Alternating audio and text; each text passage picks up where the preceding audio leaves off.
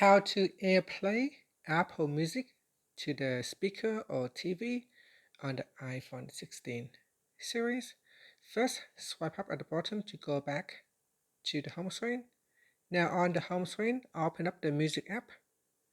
Next, in here, you want to go to your music player. So select a song and open up your music player.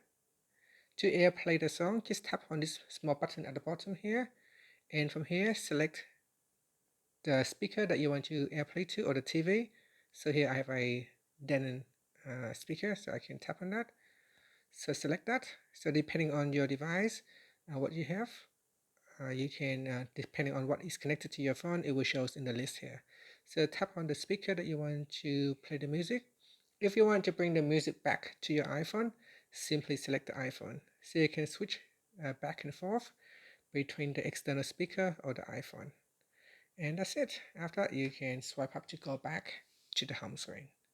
Thank you for watching this video. Please like and subscribe to my channel for more videos.